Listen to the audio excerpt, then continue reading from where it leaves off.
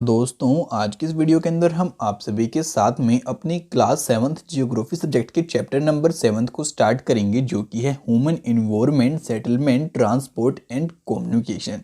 कि भाई जो आपकी ह्यूमन का इन्वायरमेंट रहता है वो कैसा रहता है, यहाँ पे सेटलमेंट कैसे होती है, ट्रांसपोर्ट कम्युनिकेशन कैसे आपके सारे सिस्टम यहाँ पे वर्क करते हैं। ठीक है, तो चलो यार गाइज फटाफट से स्टार्ट करते हैं। तो यहाँ पे आपको कहता है in chapter 1 you have learn that early human beings depend entirely on nature for food, clothing, and shelter. But with the time, they learnt new skills to grow food, build homes, and develop better means of transport and communication. In this way, they modified the environment where they lived. उसके बाद दोस्तों यहाँ पे आपको बताता है कि भाई जो आपका चैप्टर नंबर 1 था, वहाँ पे आपने स्टडी किया था कि भाई जो आपका इन्वायरमेंट है उसके ऊपर लोग डिपेंड करते हैं, जो आपका नेचर है उसके ऊपर लोग डिपेंड करते हैं और उसी से वो अपने जीवन को यहाँ पे व्यापन कर पाते हैं।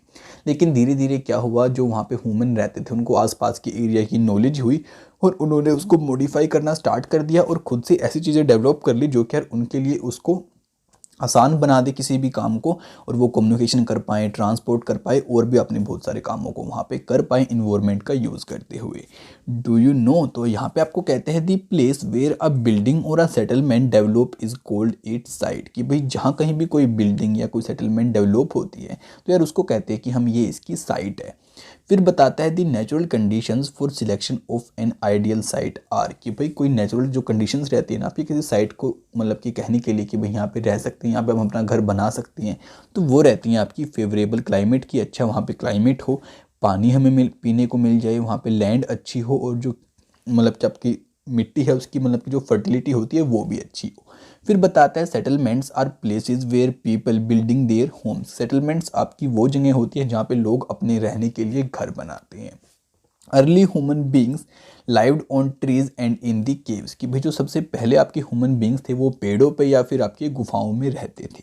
When they started to grow crops it became necessary to have a permanent home. कि भाई जैसे जैसे उन लोगों ने खेती करना स्टार्ट किया तो उनके लिए मजबूरी हो गई कि सारा साल उन्हें एक ही जगह पे रुकना पड़ेगा, अपनी जो खेती थी उसकी संभाल करनी पड़ेगी। तो इस तरीके से जो आपके परमानेंट होम थे वो डेवलप होना स्टार्ट हो गए। फिर बताता है the settlements grew near the river valley as water was available and land was fertile. कि फिर उन्होंने क्या किया कि अपने जो घर थे ऐसी जगह पे बनाना स्टार्ट किए जहाँ पे आपकी उनकी नदियों की वैली होती थी, ताकि उन्हें पीने के लिए पानी भी मिलता रहे और जो आसपास की भूमि होती है वो भी वहाँ पे उनको फर्टाइल यानी कि उपजाऊ देखने को मिलती थी। With the development of trade, commerce, and manufacturing, human settlements became large settlement flourished and civilization developed near the river valleys. फिर आपको बताते हैं कि भाई जैसे जैसे वहाँ पे ट्रेड बढ़ा, कॉमर्स बढ़ा, मैन्युफैक्चरिंग बढ़ी, तो ह्यूमन की सेटलमेंट्स और बड़ी होती चली गई और फ्लोरिश्ड हुई और आपकी सिविलाइजेशन वहाँ पे डेवलप होना स्टार्ट हो गई आपकी नदियों की वैली के जो आसपास। Do you recall the names of civilisations that grew along the bank of the river Indus, Tigris, Nile and the Hwang Ho. उसके बाद आपको कहता है कि भाई ये जो जो आपकी नदियाँ हैं जैसे कि आपकी इंदस हो गई, टाइग्रिस हो गई, नाइल हो गई, हवांग ही हो गई, जो इनके आसपास में आपकी सेटलमेंट डेवलप हुई, क्या आपको उन सेटलमेंट्स के नाम याद हैं? Settlements can be permanent or temporary. Settlements which are occupied for short time are called the temporary. यहाँ पे बता रहा है कि भाई जो आपकी सेटलमेंट होती हैं वो टेम्परेरी भी हो सकती हैं और परमानेंट भी हो सकती हैं। टेम्परेरी वो होती हैं जो कि आपकी कुछ ही टाइम तक किसी जगह पे रुकती हैं और परमानेंट होती है जो वहीं पे रहती हैं। The people living in deep forest, hot and cold desert and mountains often dwells in such a temporary settlements. कि भाई जो लोग आपके जंगलों में रहते हैं, घने कहीं पहाड़ों पे रहते हैं, तो वो आपके टेम्परेरी सेटलमेंट्स के अंदर गाइज यहाँ पे रहते हैं। फिर बताता है they practise the hunting, gathering, shifting, cultivation and the transhumance. कि भाई वो लोग आपके हंटिंग हो गई, शिकार करना हो गया, आपकी भाई जो हम शिफ्टिंग कल्टीवेशन हो गई यानी कि शिफ्ट करके जो हम खेती करते रहते हैं वो हो गई, और ट्रांसहोमेज हो गई, इन सभी तरीकों को यहाँ पे प्रैक्टिस करते हैं। However more and more settlements today are permanent settlements. In these settlements people build homes to live in. और यहाँ पे बता रहा है कि भाई लेकिन आज के टाइम पे ज़्यादातर जो आपकी सेटलमेंट्स हैं वो परमानेंट होती चली जा रही हैं और जो लोग हैं वो एक ही जगह पर रहना पसंद करते हैं, अपने घर को बनाते हैं। अब यार ये पिक्चर आपको शो कर रही है ह्यूमन सेटलमेंट की। फिर आपको कहते हैं it was Mary's birthday party, she and her friends were waiting for Gurpreet to arrive so that Mary could cut the cake.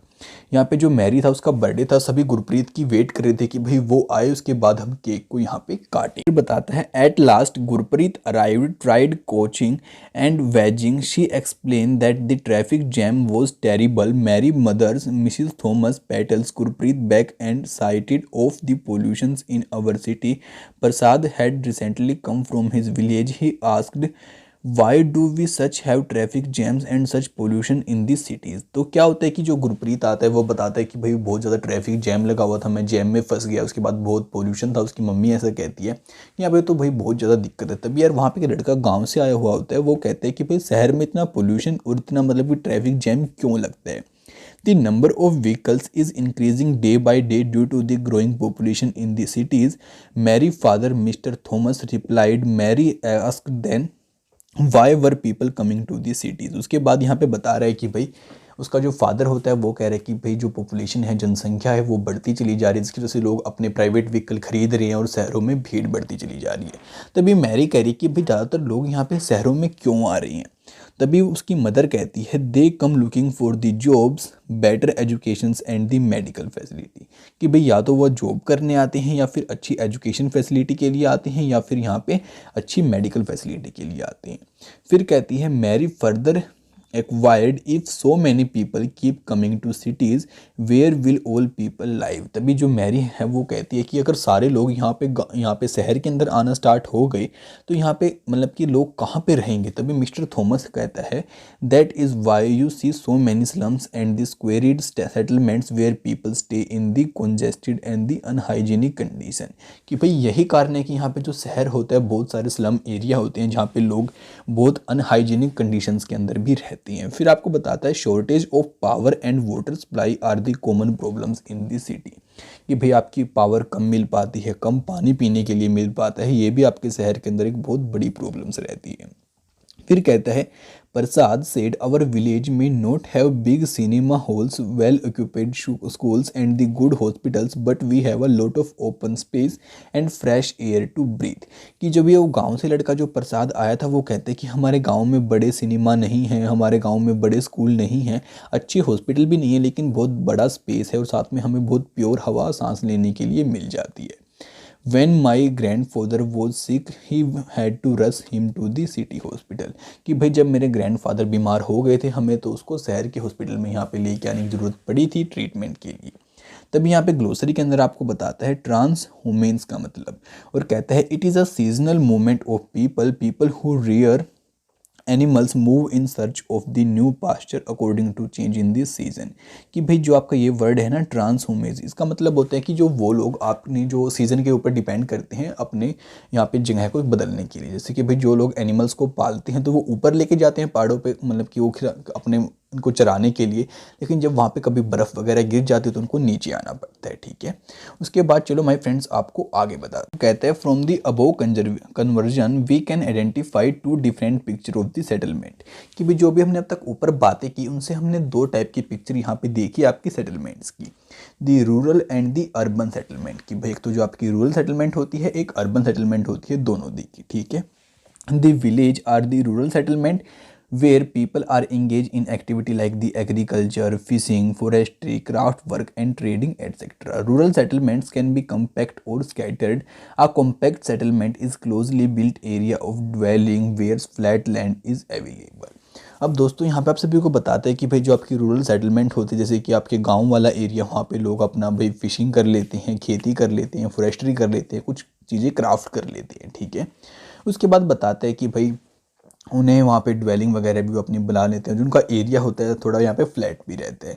जैसे कि आपको फिगर आपके जो 7.2 है वहाँ पे शो कर रखा है, मैं आपको आगे चल के दिखाऊंगा। उसके बाद कहते हैं in a scattered settlement dwellings are spread over on an extensive area, this type of settlement is mostly found in the hilly tracts, thick forest and the regions of the extreme climate. कि भाई वो क्या करते हैं, अपना थोड़ा flat area बना लेते हैं, वहाँ पे खेती वगैरह करते हैं और भी अपने बहुत सारे काम करते हैं और वहाँ पे अपने रहने के लिए जगह बना लेते हैं। ठीक है, तो ऐसा कुछ जो सीन आपका रहता है वो हिली एरिया के अंदर हमें देखने को मिल जाते हैं। बाकी आप यार यहाँ पे देख सकते हो आपकी जो कॉम्पैक्ट सेटलमेंट है वो कैसी रहती है और जो आपकी स्कैटर्ड सेटलमेंट है वो कैसी रहती है। स्कैटर्ड का मतलब होता है कि भाई एक घर यहाँ पे है, फिर एक घर यहाँ पे है, और कॉम्पैक्ट में आपके बहुत सारे घर साथ साथ में होते हैं, ठीक है। तो चलो यार उसके बाद आपको बताते हैं आगे। तो कहते हैं in rural areas people build houses to suit their environment in regions of the heavy rainfall.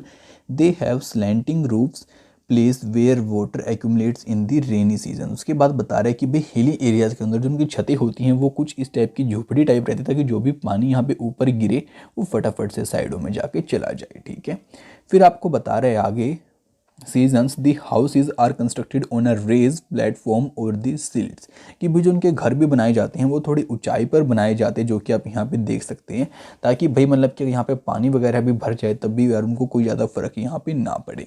फिर बताते हैं this mud walled houses with thatched roof are very common in the area of the hot climate, कि भाई इस type के जो आपके घर रहते हैं वो हमें हॉट क्लाइमेट के अंदर बहुत ईजिली देखने को मिल जाते हैं। Local material like the stones, mud, clay, straw etc. are used to construct the houses, कि भाई जो लोकल मटेरियल होते हैं ना वहाँ पे वो उनका ही यूज़ करके इन घरों को यहाँ पे बनाया जाता है। फिर कहते हैं towns are small and cities are large urban settlements, कि भाई जो आपके टाउन होते हैं वो थोड़े छोटे होते हैं, जो सिटीज़ होती हैं वो बहुत बड़ी बड़ी आपकी अर्बन सेटलमेंट्स होती हैं। In urban areas people are engage in manufacturing, trading and services, कि भाई जो आपके अर्बन एरिया होते हैं ना वहाँ पे लोग बहुत बिजी होते हैं मैन्युफैक्चरिंग में, ट्रेडिंग में और सर्विसेज में। Name some of the village, town and cities of the your state, कि भाई आप अपने कुछ स्टेट की सिटीज़ का और मतलब कि टाउन्स का नाम यहाँ पे बता सकती हैं। बाकी यार ये आपके सील्ट का घर है तो आप इसको यहाँ पे देख सकते हैं। तो चलो माय फ्रेंड्स अब बताते हैं आपको ट्रांसपोर्ट के बारे में। तो यहाँ पे कहते हैं transport is a means by which people and goods move in the early days, it took a great deal of time to travel long distance, कि भाई ट्रांसपोर्ट आपकी वो चीज़ होती है जिससे कि हम एक सामान को दूसरी जगह पे पहुँचा सकते हैं। पुराने टाइम में बहुत ज़्यादा समय लगता था इस चीज़ में, एक जगह से दूसरी जगह पे किसी भी चीज़ को पहुँचाने में और हमें भी पहुँचने में। People had to walk and used animals to carry their goods, लोगों को वहाँ पे जाना पड़ता था अपने एनिमल्स के ऊपर सामान को लाद के। Invention of the wheel made transport easier with the passage of time. Different mean of transport developed, but even today people use animals for transport। अब यहाँ पे कह रहा है जैसे जैसे आपका टाइम बीतता गया तो व्हील भी आपका हमने यहाँ पे डेवलप कर दिया, इन्वेंट कर दिया। उसके बाद यार हमारी बैलगाड़ी आ गई, फिर हमारे और भी बहुत अच्छी अच्छी टेक्नोलॉजी यहाँ पे आ चुकी है, लेकिन आज भी कुछ लोग ऐसे हैं जो कि आपके जानवरों का यूज़ करते हैं इन सभी कामों के लिए, ठीक है। तो यार बाकी माय फ्रेंड्स आज के हम अपने इस पार्ट को यहीं पे एंड कर देते हैं और नेक्स्ट पार्ट की वीडियो आप सभी को बहुत जल्दी दिखाएंगे, लेके आएंगे। तो यार उसके लिए थोड़ा वेट करो, और आपको वीडियो अच्छी लगी तो उसको लाइक करो, शेयर करो अपने सभी फ्रेंड्स के साथ में। तो आपसे मिलते हैं बहुत जल्दी, तब तक के लिए दोस्तों बाय बाय।